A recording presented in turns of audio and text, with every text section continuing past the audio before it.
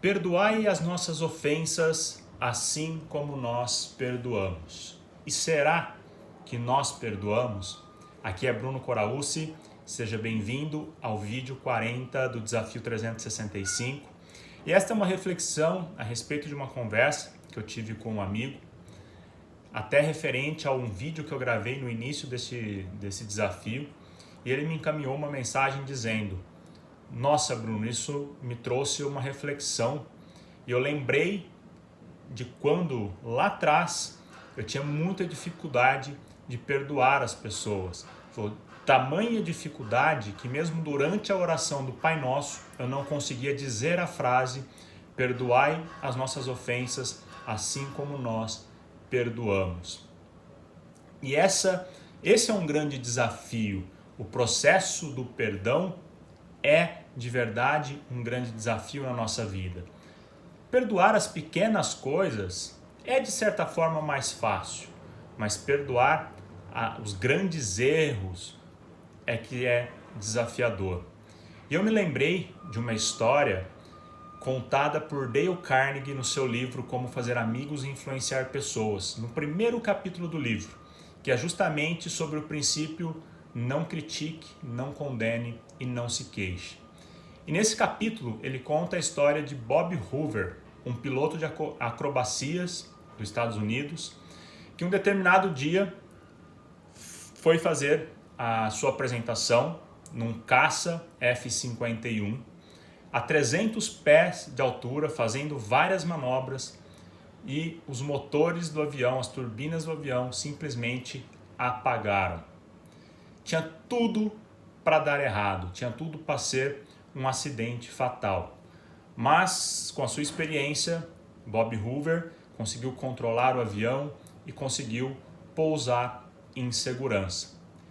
E depois, averiguando o que havia acontecido para que os motores do avião tivessem apagado durante as manobras, a 300 pés de altura, ele descobriu que o avião havia sido abastecido com um combustível errado. Somente isso. O avião foi abastecido com combustível errado. O que você imagina do final dessa história? Talvez se eu não tivesse te falado que o capítulo é não critique, não condene, não se queixe, acredito que a maioria de nós imaginaríamos a ira do piloto contra essa pessoa que abasteceu o seu avião. Afinal, a sua vida esteve em risco, né? Ali quase tudo se acabou. E aí, dias depois, Bob Hoover, o piloto, encontrou com o responsável pelo abastecimento do avião. E esse cara que abasteceu o avião já estava morrendo de medo das consequências daquele ato que ele teve. E todas as outras pessoas que trabalhavam ali naquele local também esperavam por um momento de ira daquele piloto experiente que quase teve a sua vida ali ceifada por um erro. E para surpresa de todos, Bob Hoover, ao encontrar o responsável pelo abastecimento, o cumprimentou e disse: para provar que eu tenho certeza de que você não irá cometer novamente esse erro, eu quero que amanhã você abasteça novamente o meu F-51. Observe a postura do piloto. Ele tinha tudo para criticar, para mandar embora, para acabar com a vida daquela pessoa que foi responsável pelo abastecimento do seu avião. E nessa hora, ele deu algo para essa pessoa zelar, um comportamento a zelar, vamos dizer assim.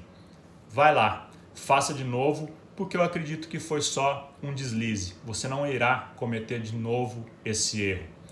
Ao invés de repreender, ele reforçou que aquela pessoa era capaz de fazer aquilo e que ela precisava somente ter mais atenção. Ele não precisou chamar atenção porque a pessoa já sabia que havia errado. A pessoa já estava se culpando. Certamente aquela pessoa já estava se martirizando. Eu imagino quanto essa pessoa se culpou e certamente aqueles dias que passaram sem um contato, sem antes ter esse contato com o piloto, certamente ele ficou sem dormir, certamente ele estava acabado, certamente ele não viveu bem com a sua família, caso ele tivesse esposa e filhos, porque a cabeça dele estava tomado pela culpa daquela ação. Ele já estava claro para ele aquele erro. Ele não precisava ser repreendido novamente, até porque a repreensão dificilmente mudaria alguma coisa.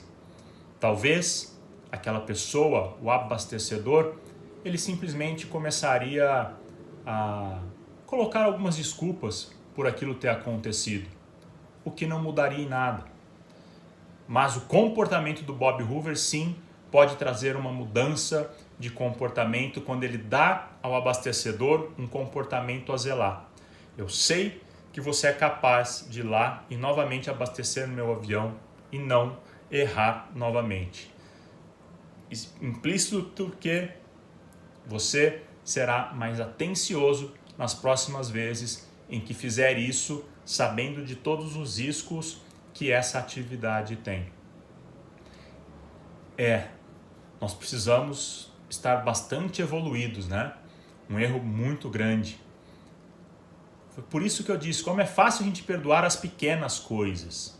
Agora imagina perdoar algo desse tamanho que coloca a nossa vida em risco.